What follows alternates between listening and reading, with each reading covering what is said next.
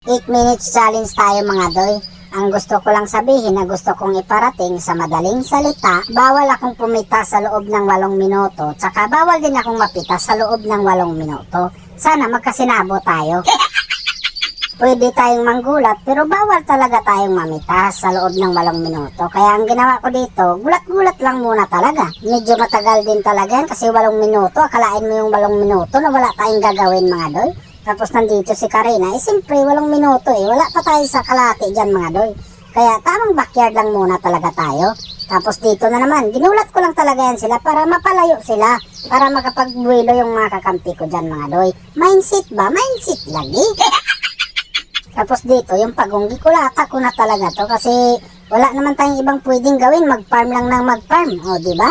Pagkakuha ko niyan, sabay alis na ako, parang nating naitabo. Pinuntahan ko na yung bottom lane namin kasi babasagin nila talaga dito. Palagan ko lang naman sana para hindi mabasag yung tore namin dito. Pero hindi ko talaga yun sila suklan mga doy.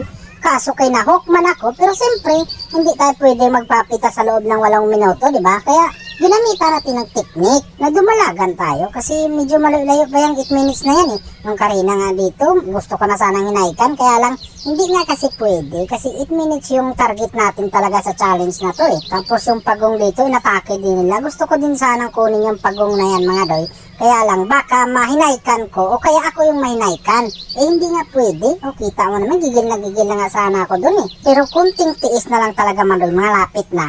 Ito, saktong-sakto talaga to. 8 minutes na, nakita ko si God. Gigil na gigil din talaga ako nito mga doy. Paano na lang to?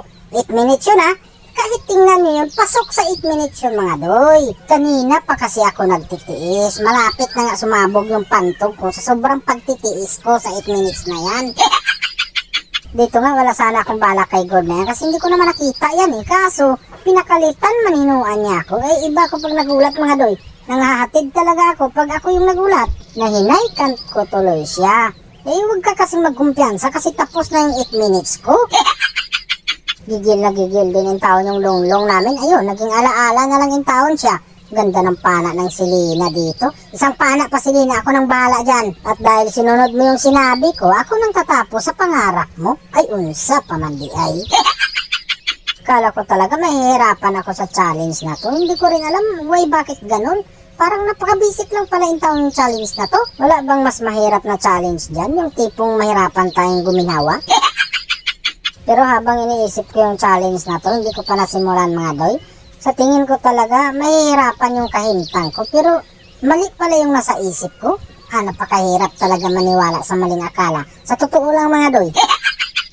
Pero dito akala ko katapusan ko na. Buti na lang talaga yung katapusan ko. Kumapit pa sa gayon na yung mga doy. Kaya siyempre dito, tatapusin na natin tong challenge na to. Kasi marami pa tayo nakakabang na mga challenge dyan. Kaya dito, narinig ko pa rin yung victory.